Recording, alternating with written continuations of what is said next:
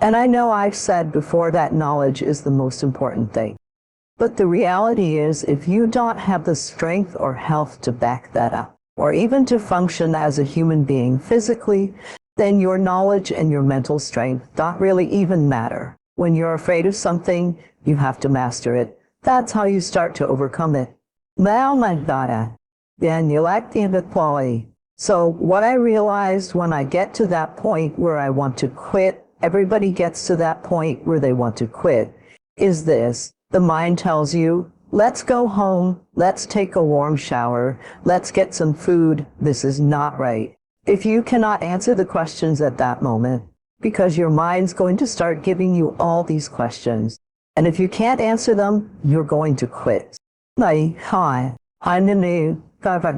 but just say, I will, Good afternoon to you, side to see you, hospital, hostile cock.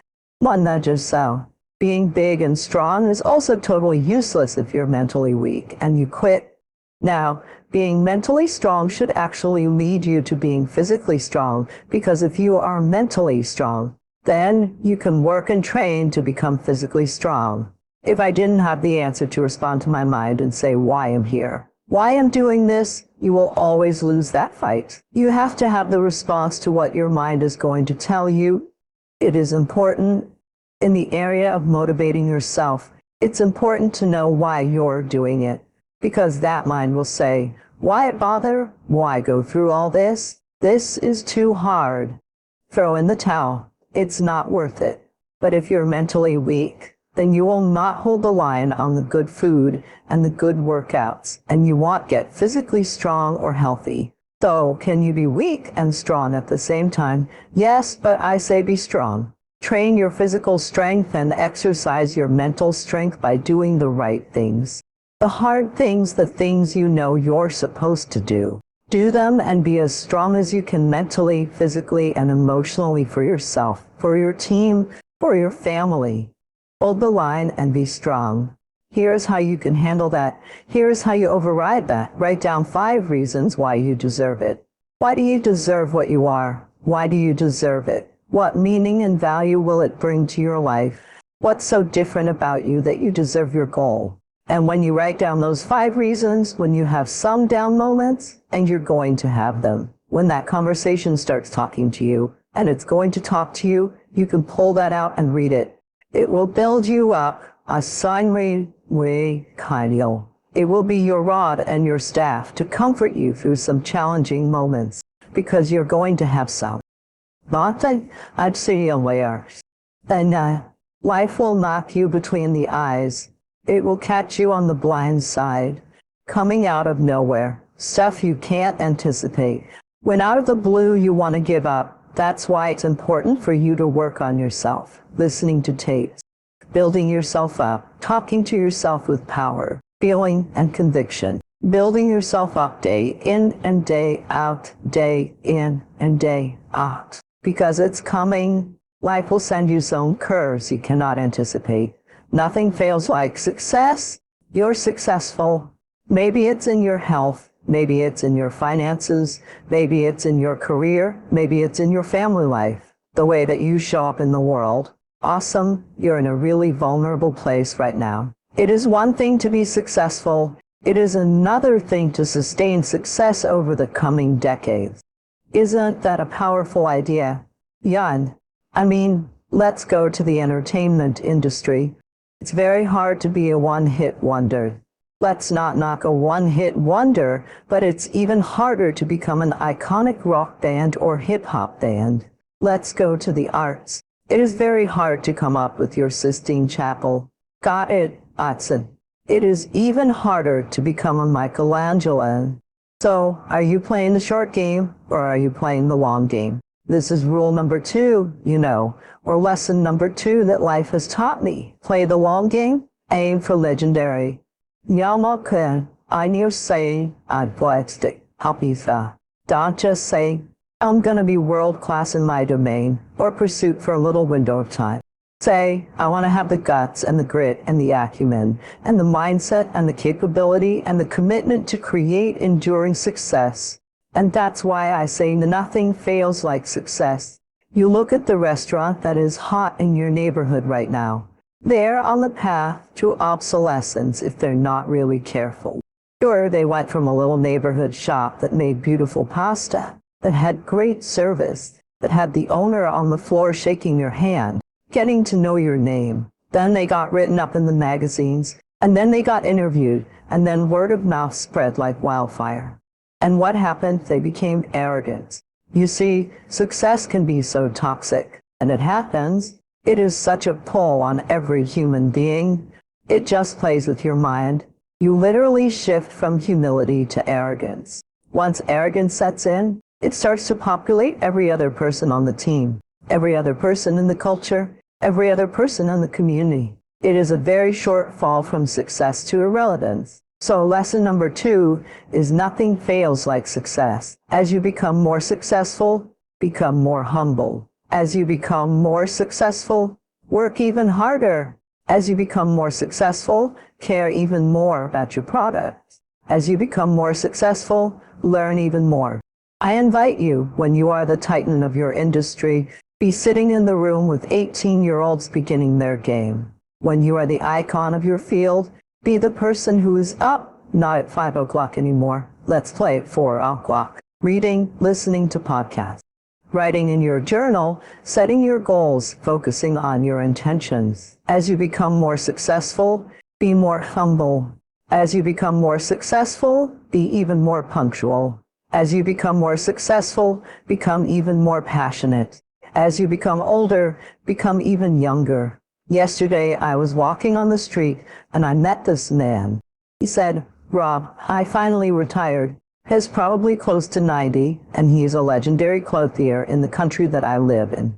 He just retired, and he started his shop, which is now an empire, in 1954. So, I don't know what that is, but that is decades and decades and decades and decades and decades. He did not want to retire. He just retired, but he is still on fire to do amazing things.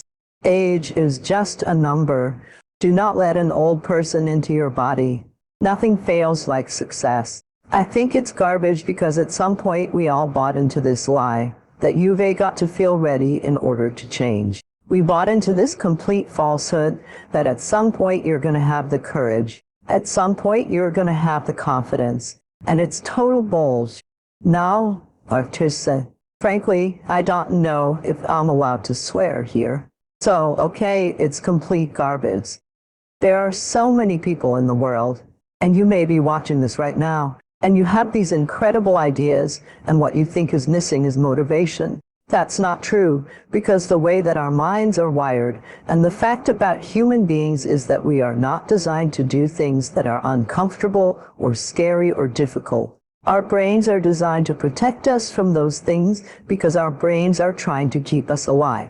In order to change, in order to build a business, in order to be the best parent, the best spouse, to do all those things that you know you want to do with your life, with your work, with your dreams, you're going to have to do things that are difficult, uncertain, or scary. This sets up a problem for all of us. You're never going to feel like it. Motivation is garbage. You only feel motivated to do the things that are easy. Why do you think that is? I know exactly why that is, because I've studied this so much. One of the hardest things to figure out was why it is so hard to do the little things that would improve my life. What I've come to realize, and what we'll talk a lot about today, is that the way our minds are designed is to stop you at all costs from doing anything that might hurt you. This all happens through something super subtle that none of us ever catch. And that is this habit that all of us have that nobody's talking about, the habit of hesitating. You can truly trace every single problem or complaint in your life to silence and hesitation. Those are decisions. What I do and what changed my life is waking up and realizing that motivation is garbage. I'm never going to feel like doing the things that are tough, difficult, uncertain, scary, or new. So I need to stop waiting until I feel like it. And number 2, I am one decision away from a totally different marriage, a totally different life, a totally different job, a totally different income, a totally different relationship with my kids. Your life comes down to your decisions, and if you change your decisions, you will change everything. I've never met a person who was not successful that didn't have a great amount of self-discipline in their life. Self-discipline, being able to perform, keep your life on schedule, and meet commitments and deadlines is essential to success. The fact of the matter is that the reason discipline is hard to maintain is because it is hard to maintain. That's what makes discipline hard. It's hard. It's really simple. If you don't work out, you don't get muscle. I always tell people this. There's a daily practice like priming. If you don't do that, if you get up and have no discipline whatsoever, you get no value from anything. Your diets don't work if you don't follow them, and exercise doesn't work if you don't do it. Most people have experiences they want to shift, and once you shift those things, your whole life changes. Self-discipline is necessary for everything you do in your life. You have to be self-disciplined. Unfortunately, you're as human as everyone else, and it is work to maintain that discipline. That's what it is, work. Holding the line, maintaining the standard, giving no slack, none. That's the discipline. And it is hard. If discipline comes from somewhere else, it's very, very hard to remain consistent because you tend to resist. It's wild because I see trainers in the gym with people, and the person they're working out with hates their workout. They hate it because the discipline is coming from somewhere else. It's something that you dread every time you go in. It's like, oh no, my trainer's here. He's about to beat me up and make me feel crazy. My LDF. The truth is, every trainer should work their way out of your life. Anybody who's working you out, your teachers, your trainers, your people, they have to train you to get out of your life so you can go ahead. Do your own workout and practice self-discipline. If there's one thing I would say that makes it easier, is to envision what it feels like when you're done. What it feels like after you've worked out, held the line on your food intake, or pushed through a monotonous project. When they're done, they feel good. Conversely, envision what you will feel like later when you let the discipline slack. You know the feeling weak and defeated, knowing that you're falling behind. Get to know those two different types of feelings and ask yourself which one you want to feel in 10 minutes or in half an hour. We kind of have this idea that while you're free as a child, you have a certain delightful, wonderful, positive freedom. And then you give that up as you approach adulthood. But the truth is, you have a lot of potential as a child, but none of that is capable of manifesting itself as freedom before you become disciplined. Discipline is a matter of the imposition of order, and order is necessary, especially for people who are hopeless and nihilistic. Lots of people are hopeless and nihilistic, way more people than you think. Part of that is because no one's ever really encouraged them. So the book is, in part, a matter of encouragement. It's about laying a disciplinary structure on yourself, getting the chaos in check, and then moving towards a state that's freer because it's disciplined first. Look, if you're going to become a concert pianist, there's going to be several thousand hours of extraordinarily disciplined practice. That's the imposition of order on your potential, but what comes out of that is a much grander freedom. In virtually every freedom you have in life, true freedom is purchased at the price of discipline. When the thing is done, when the discipline has been implemented, remember what that feels like. Those minutes and hours turn into weeks, months, and years. Holding the line in those critical minutes will put you in an infinitely better place, physically and mentally, if you maintain discipline. So work through the weakness, fight through the temptation, hold the line. Maintain the discipline. It is not easy, but it is worth it because discipline equals freedom. It's all mental, and people don't get it. Everybody wants to say, okay, well, here are 10 steps, or Louise said do 8, or ET said do 9. This person says 12 steps, and everybody's trying to get the steps without the mentality. Maybe you don't need all 9, or maybe you don't need all 8. Maybe you need 4, maybe you need 12. I don't know. But I think sometimes people see what we do and think if they can duplicate it exactly as described in the book, they'll achieve the same results. But you have a unique story and experience. Your 12 steps are shaped not just by your world, but by how your world has shaped your thinking. If it were easy, everybody could do it. If it were a cookie-cutter approach, everyone would follow it to a T. But there's a mindset involved. When I look at Serena Williams, Michael Jordan, Tom Brady, when you look at Michael Phelps, it is a mentality. On our new album, The Resolution, I talk about I got that dog, and am not really referring to just this aggressiveness, but it is a mindset. I saw Belichick say something where they were like, "How are you feeling about the season?" Said, "I'm going to be honest with you, we're 5 weeks behind. You know what I'm saying? As like everybody else is practicing, training, they lost. And so they're trying to get ready, lifting weights, reading books." He said, "We're 5 weeks behind in charge of the Super Bowl." Yay.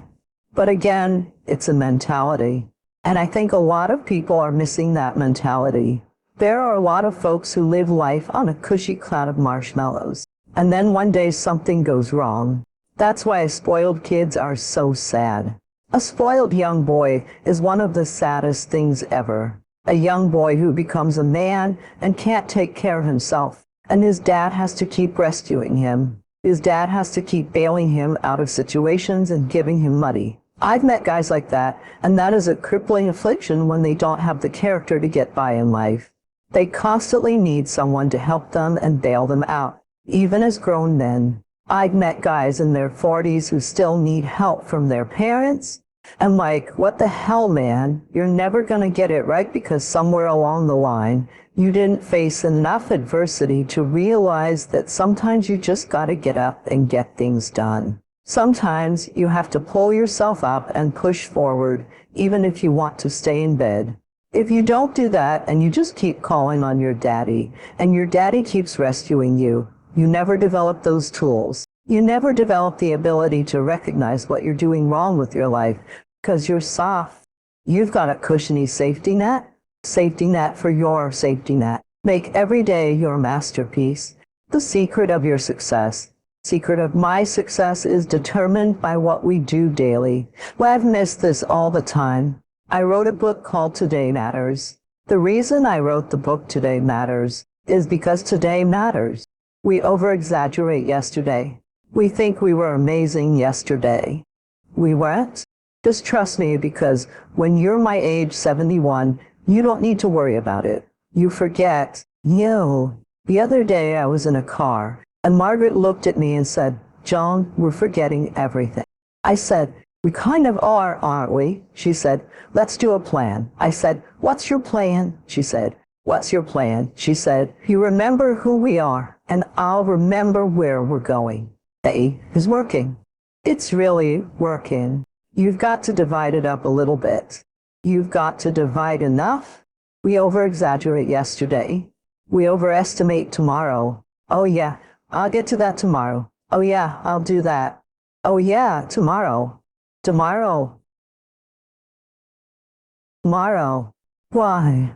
By the way, good intentions are worthless. Worthless, folks. When are you going to fall out of love with good intentions? They're worthless. Good intentions are worthless unless they lead to good actions. Nobody ever had their life changed by somebody hoping. Faking good intentions are not enough.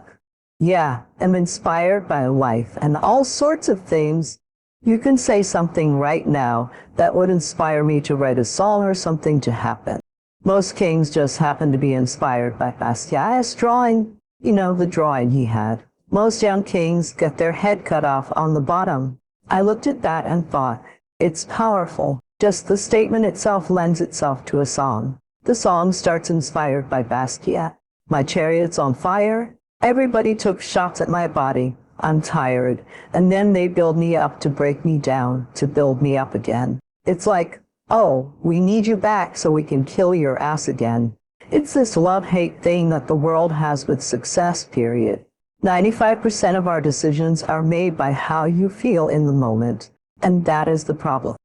Do you feel like getting up? No. Do you feel like making that cold call? No, you don't.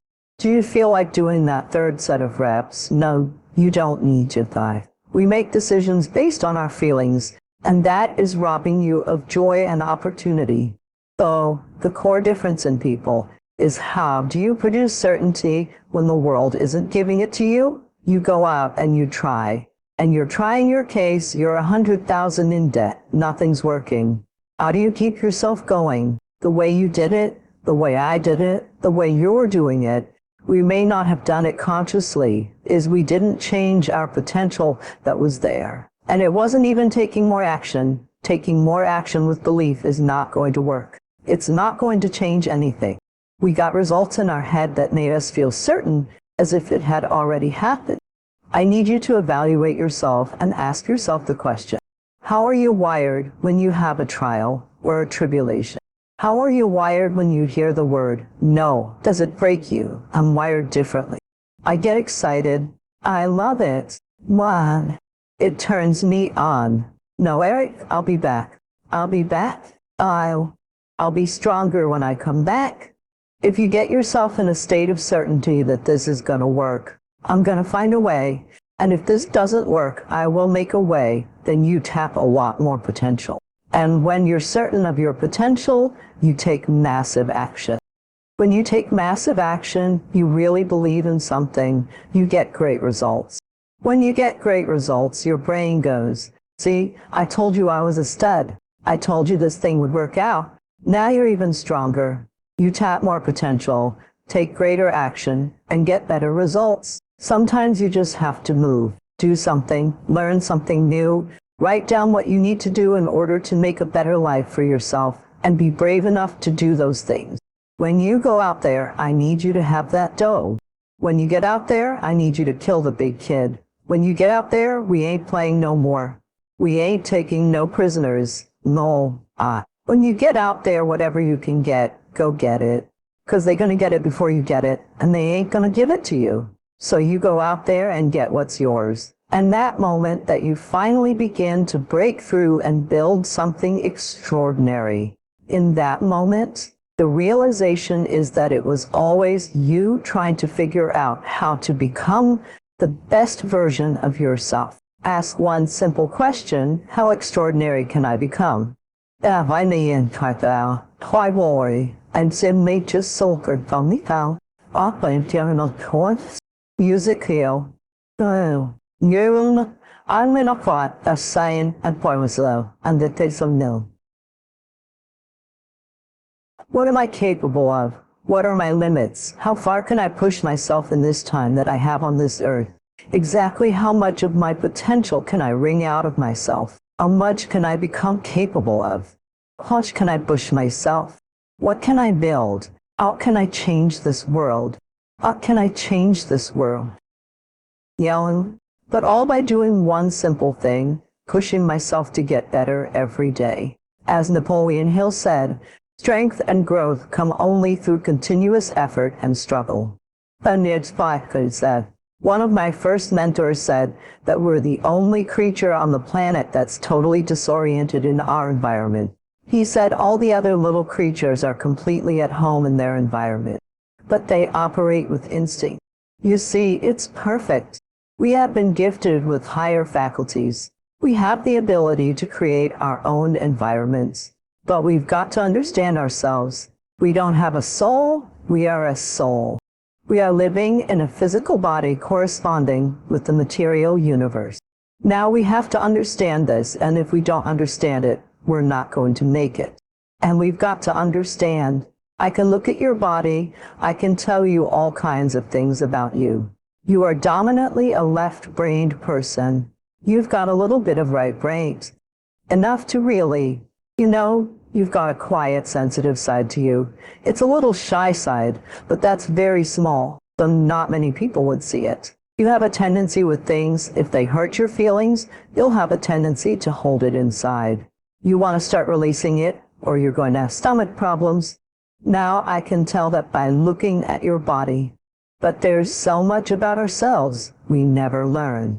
The part of our mind that controls us is our intellect or our subconscious, where the paradigm is, but we're trained to live through our senses. We're trained to go by what we see, hear, smell, taste, touch, and we've got to understand that we've got this genius within us. And if we will consciously gain an awareness and understanding of how to alter the paradigm that's controlling our behavior, when we learn that, we can start to improve life just like that. And there's no end to what we're capable of doing. We're conditioned genetically. Mom's DNA and Dad's DNA become our DNA. Two particles of energy come together. That's the moment of conception.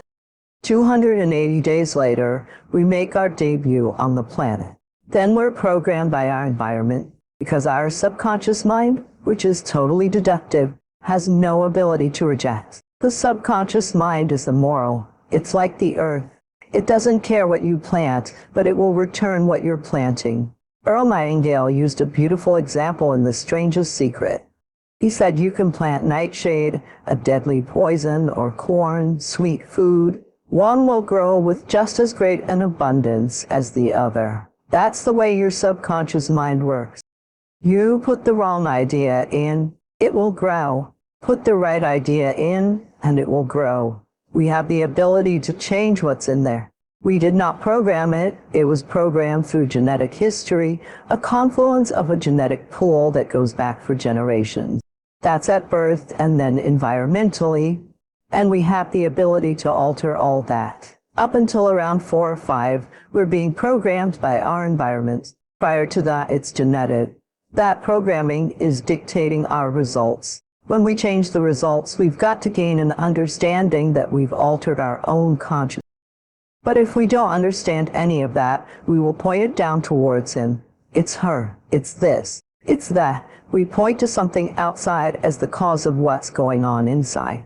That's never what it is. It might have been someone that helped us shift this consciousness, but we've moved it. If we want success, we've got to change what's inside. It's essential, and it doesn't change until we do that. Live each day with integrity. Don't try and get over in life. Don't try and cheat. See, a lot of people like to try and cheat. I was with a friend of mine, and we went into a service station to get some gas. They gave me back too much change. I discovered it down the road. And I was turning around, going back. The guy said, hey man, what? When they don't give people enough change, you think they flag the people down. I said, I'm not responsible for them. I'm responsible for me. I went back and told the guy, excuse me, sir, you gave me a $20 bill too much. I gave it to the guy. The guy just took it and walked away. Didn't say thank you. The guy in the car laughed and said, I told you, you fool. I kept to that. I said, I'm not responsible for his attitude. I don't care. Knowing that he would not say thank you, I would still give it back to him because my image of myself says, hey, you don't take something that doesn't belong to you. That's the way my mother raised me. But that I said, don't try and cheat when you say, well, you know, this little bit won't count. Everything counts. A friend of mine was on welfare. After going through a bad experience, someone thinks she and her husband became ill. They couldn't work for a while and went on welfare. After they both became physically well, he said, look here, we don't ever have to go back to work. We're making more money on welfare than we made when we were working with all the Medicaid benefits and all of the food stamps and everything. Said, no, we are not going to accept the checks anymore. Said, I'm not going to work now. You can go to work if you want to. She went down to the welfare department and said, don't send any more checks to my house. The lady said, excuse me, I've been working here 25 years. No one has ever come in here and said, don't send any more checks here. Are you sure you're all right? Yes, I am. And she went home and told her husband, don't look for any more checks because I told them to cut the checks off. Now we've got to find something to do. They started a paper route, got over fifth hunters, and were making money hand over fist in a spirit of dignity and achievement, not ripping anybody off. That was a critical choice. She could have very easily said, well, everybody else is doing it. Why don't I do it? But she decided not to follow the crowd. I like what Whitaker said. What you think about me is none of my spiritual business. So when you're keeping integrity with yourself, you know that's going to bring you under a lot of pressure. Discipline creates freedom. That's it, see? You have to be disciplined. Underway vi vocal. And Simon trade what raw. You need a method and you have to act, learn, and repeat. You must keep figuring things out. What people often get confused about is that they're grinding with a goal. I'm not saying you shouldn't have goals, but you should be driven by passion and purpose. Wake up every day with the mindset that you have 24 hours, and they are yours. This 24 hours belongs to you. Don't assume that once you reach a certain level, you know everything. Just as having a goal of a certain amount of money doesn't mean you know it all. The minute you feel you know everything is the moment you stop learning. It's part of the process of always trying to figure yourself out. Whatever you do in these 24 hours will determine where you'll be tomorrow and the next day. If your goal is to make 6 figures, focus on the process, not just the end result. Oprah only has 24 hours. Bill Gates only has 24 hours. Warren Buffett only has 24 hours. In that 24-hour period, could either break your life or improve it. And why things in the upside was applied. Warning. People often ask about work-life balance, health, and working versus creating something big. This is something you must continually learn about throughout your journey. Goals should be balanced with your priorities. If you wake up each day with a goal and work towards it, you'll feel more fulfilled and enriched. Being idle, eating excessively, and gaining weight might seem comforting, but having a goal and pursuing it will make your life feel richer and more satisfying. Chasing that goal and achieving things will boost your confidence and self-esteem. Whether you're into drawing comic books, making pottery, or creating sculptures, pursuing something meaningful is far better than doing nothing. Those who are achieving things, no matter how small, are making progress. For example, Alex Honnold, a world-class rock climber, is known for his extraordinary achievements. If you're working hard, something should come out of it. If you're consistent but occasionally slack off, you're not making progress. Think of every day as an opportunity. Instead of just marking Wednesday as hump day, view each day as crucial for achieving your goals. Reflect on what you need to accomplish each day to live the lifestyle you want and pursue it.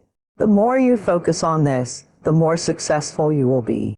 Practicing discipline involves reading a lot and writing regularly. To articulate well, read extensively, and write down your thoughts. If you dedicate 15 minutes a day to writing for 10 years, you'll significantly improve your thinking. To speak effectively, you need to know much more than you discuss. Beginning lecturers often struggle because they only know as much as they say in their lecture and rely heavily on their notes. Aim to know 10 times more than you are saying so you can elaborate and provide valuable insights.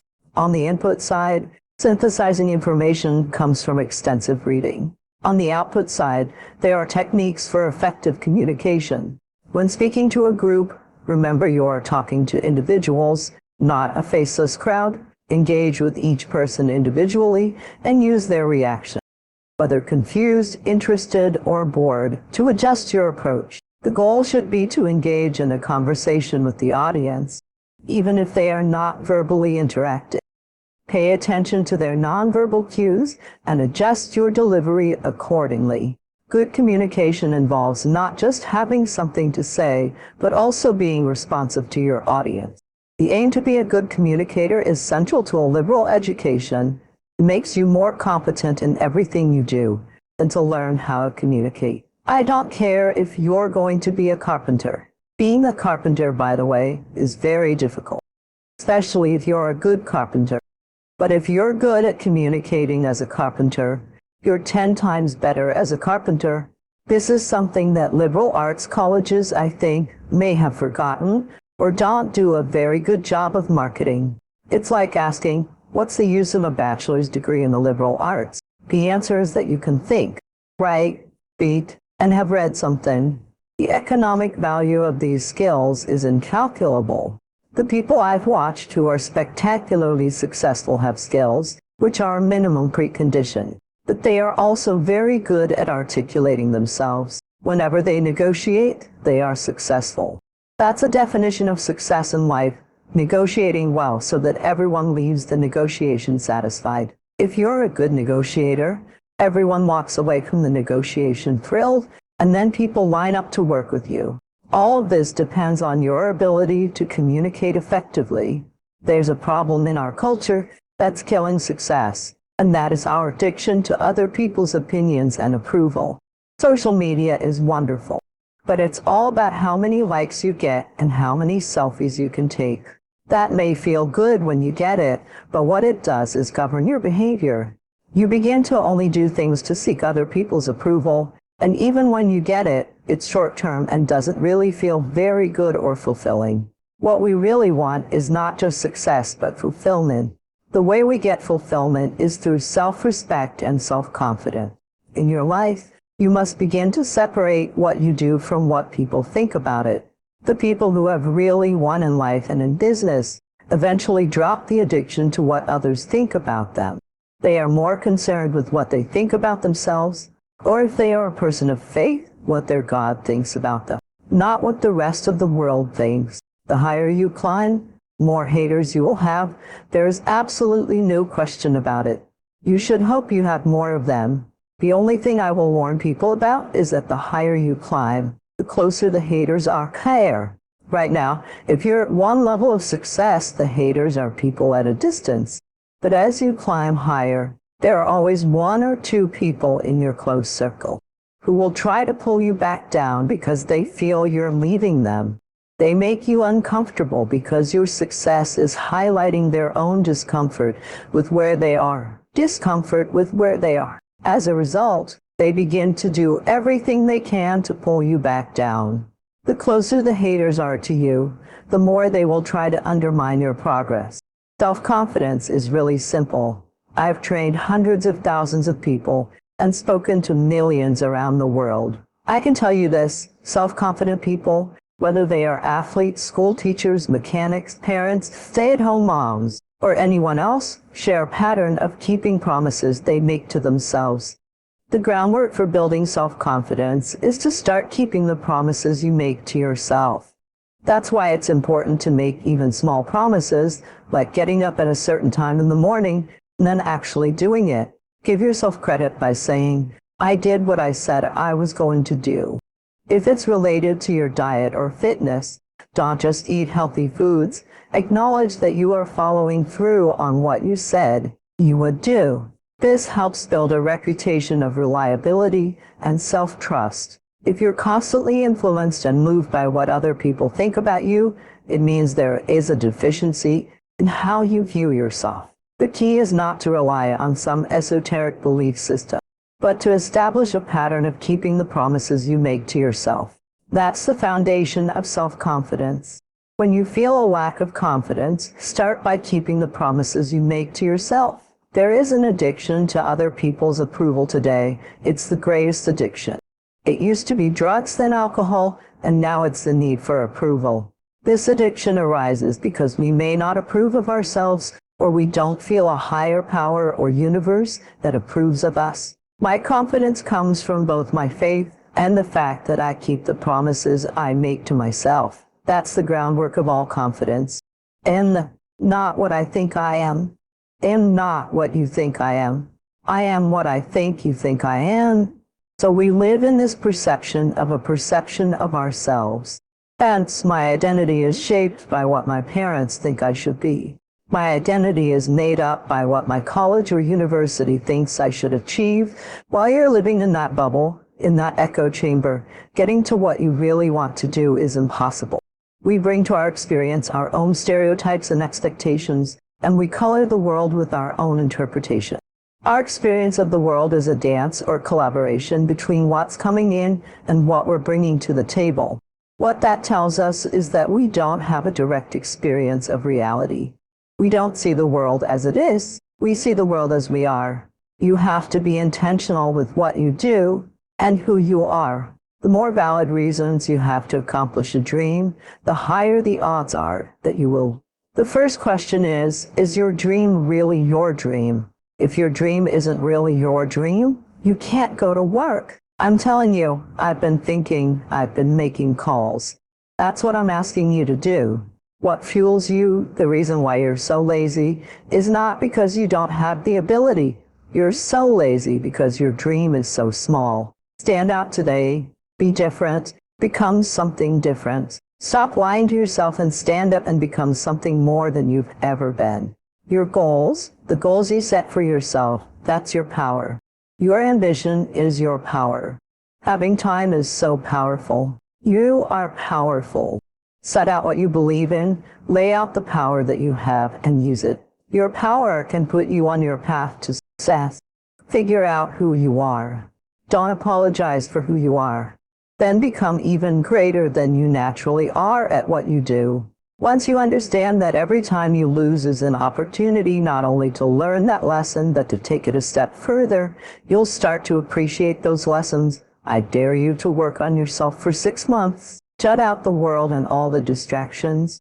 I dare you to give up everything that is keeping you from your dream. It's been important for me to empower my children, but not only my children, thousands of young people across the country. Education is key for a lot of people, but when I speak at colleges, I tell people the number one thing in your world is not your education. It's your dream. So what are you dreaming about? No matter how terrible the situation is, no matter how bad it is, there's still going to be a rose that grows from that concrete. Every person on this planet is capable of changing the world by changing themselves. I've always had friends who were older than me, and I could see them in the most successful careers, successful jobs, beautiful partners, whatever it was. But I saw a sense of lack of fulfillment, meaning, and purpose in their lives. I've always been an observer. I would watch people who were 5 years older than me, 7 years older, maybe 10 years older, and I'd ask myself, is that the life I want? Often, the advice I give people today is to fast forward where you are. Look at yourself in 10, 15, or 20 years and ask, is that where I want to be if you're in a company? Look at the person who's 20 years ahead of you and ask yourself, is that where I want to be? If you're in a startup, look at where other startups have gotten to in similar roles and ask, is that where I want to be? If the answer is no, then you need to find a new path. Set small goals, achieve those goals, then set some more and achieve those. Set bigger goals, but not too big. Pay attention to the progress. Start small. Start by changing tomorrow morning. Get that squared away, then move on to the next day and the next. Move your life to a better place, one little step, one little victory at a time. You should dream outlandish dreams. If it's in your imagination, it's possible. You can't think of something that can't happen. It's impossible to think of the impossible. So if you think it, it's possible. If you live your life in possibilities instead of probabilities, you have a greater chance of finding happiness. Guess what I had to do at age 25 to change my future? I had to change my mind, change my thinking, and change my philosophy. I was messed up on what was causing my problem. Once I got that straightened out, I realized all the things I blamed. The government, taxes, the marketplace, economy, things costing too much, negative relatives, cynical neighbors. Once I got rid of that and started addressing the real problem, which was me, my life exploded into change. My bank account changed immediately. My income changed immediately. My whole life took on a new look and color immediately. The early results I got from these philosophical changes tasted so good, I'd never stop the process. What I'm sharing with you is stuff that everybody can apply today. If you're sitting here thinking that you're too old to listen to what Steve has to say, well, I'm 60 years old, but I still rely on my imagination. If you think you're too old to make it, let me give you a prime example, Colonel Sanders. Colonel Sanders had been frying chicken his whole life. He was telling everybody he had the best chicken in the world, but nobody believed him. They turned him down everywhere. Colonel Sanders didn't get a franchise until he was in his 60s. Kentucky Fried Chicken sells more chicken than anybody in the world today. So if you're thinking that you're too late because you have a little gray hair, as long as God is waking you up in the morning, that's a sign that he's not through with you. So what are you tripping for if you're sitting there thinking that God can't do anything for you because you're 60? You know what I'm asking God for right now? And I'm 60. If you could see my vision board, you would be blown away because I've got enough right now. But I'm not in the need business. I'm in the want business. There's nothing wrong with wanting something. Quit going down to these churches and sitting there, people who keep you in these little boxes. God's got a big life for you. Another fringe benefit of setting goals is what it does for your ability to manage your time effectively. This is no small thing. We'll look at time management in detail in the later session, but now, while we're talking about goals, I'd like to share a few ways your use of time is affected by or influences the achievement of your goals. Have you ever thought that without some very clear written goals, you wouldn't even need to consider managing your time? Time essentials come from well-defined objectives. Time can't be critical if objectives aren't defined. You might be one of those uniquely fortunate individuals who can keep all their objectives and purposes clearly defined in their minds and operate from that, but I wouldn't take the chance. Write your goals down and set careful priorities. Sometimes, priorities are determined by the season. For a farmer in springtime, the season dictates his most important activities. During the spring, a farmer must work around the clock, burn the midnight oil, and keep the equipment running because he has only this small window of time for planting his crops. One of the difficulties of living in an industrialized society is losing the sense of seasons, when to pour it on, when to ease back, when to take advantage. It's easy to keep going from 9 to 5 year in and year out and lose a natural sense of priorities and appropriate time. Don't let one year just blend into the next. Keep an eye on your own seasons lest you lose track of values and substance.